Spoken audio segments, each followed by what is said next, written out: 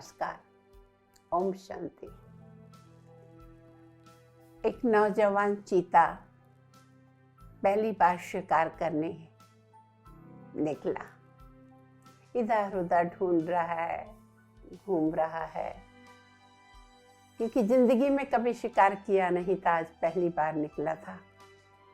काफी प्रयास करने के बाद वो कुछ भी नहीं शिकार कर पाया, किसी को भी नहीं पकड़ पाया। सामने से एक लकड़बग्घा आ रहा था।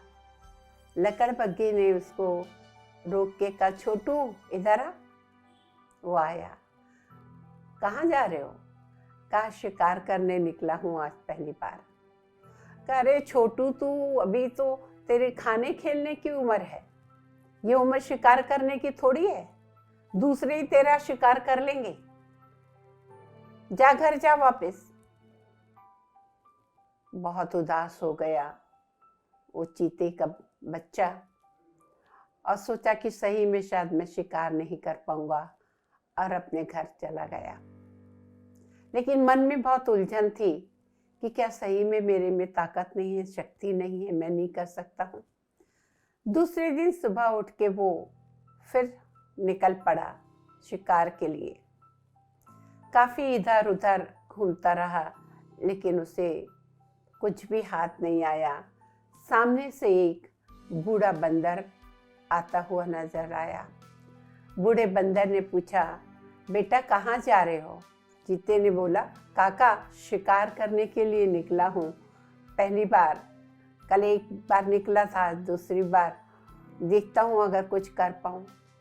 अब बंदर ने बहुत प्रेम से कहा, बेटा तुम में फुर्ती है, तुम्हें में शक्ति है, तुम नौजवान हो, तुम जरूर सफल होगे, कोशिश जारी रखो, तुम जरूर शिकार पकड़ोगे। अब वो जवान चीता जो था उसमें उमंग उत्साह भर गया कि इतना बूढ़ा बंदर अनुभवी, उसने जैसे कि वरदान दे दिया हो कि तुम में उमंग है, उत्साह है, नौजवान हो, फुर्ती है, तुम कर सकते हो। और सही में उसने एक खरगोश का शिकार कर लिया और बड़ी प्राउड फील करके अपने घर लौट गया। और अब तो वो हर दिन जब भी उसे भूख लगती वो निकलता और शिकार कर लेता। चीता वही था, लेकिन पहले दिन लकड़बग्घे ने कहा कि तुम्हारे खाने खेलने के दिन है, तुम थोड़ी शिकार कर पाओगे।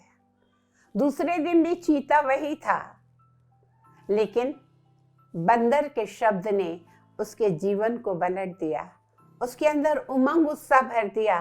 क्यों नहीं, तुम कर सकते हो, तुम नौजवान हो, फुर्तीले हो और तुम्हें सफलता मिलेगी।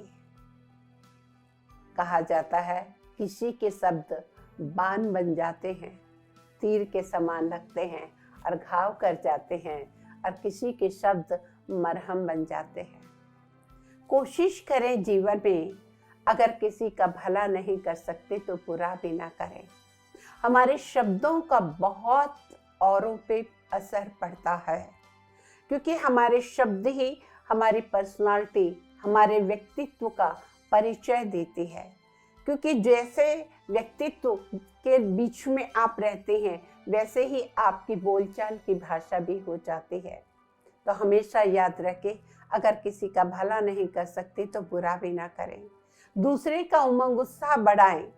ये नहीं कि किसी की चापलूसी करें, ये नहीं कि झूठ बोलें, लेकिन अगर काबिलियत देख रहे हैं तो उसको जरूर उमंग उत्साह बढ़ाएं।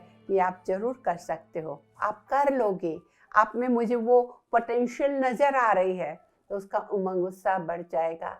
और जिंदगी में हमेशा याद रखें, नेगेटिव शब्द यूज ना करें किसी के भी प्रति। एक अपनी आदत भी डाल लीजिए। कई बार हम दूसरे के प्रति नहीं तो अपने लिए भी बोल देते हैं, जा तो रही हूँ ये काम करने, लेकिन पता नहीं होगा कि नहीं। जा तो रही हूँ इंटरव्यू देने, पता नहीं पास होंगी कि नहीं। खुद के लिए संशय, खुद के लिए नेगेटिव हमारे संकल्प चलते हैं, और सही में नेगेटिव संकल्पों में या शब्दों में इतनी ताकत होती है कि वो 99% आपकी पॉजिटिविटी को एक संकल्प नेगेटिव 0 कर देता है और वो काम नहीं होता। जब भी कोई काम करिए 100% मन में सोचे, नहीं, सफलता मेरा जन्मसिद्ध अधिकार है। मैं सर्वशक्तिवान परमपिता परमात्मा की संतान हूँ और वो परमात्मा मेरा साथ देंगे। मैंने अच्छे से तैयारी की है और मैं सफल ही होंगी।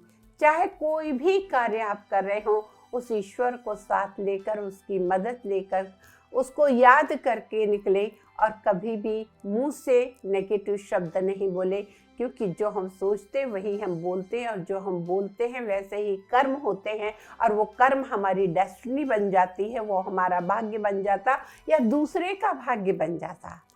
तो हम किसी के भाग्य को बना नहीं सकते, तो कम से कम दूसरे के भाग्य को स्टॉप करने का काम तो नहीं करें। आशा है आप समझ गए होंगे। आज के लिए बस इतना ही। नमस्कार। ओम शांति।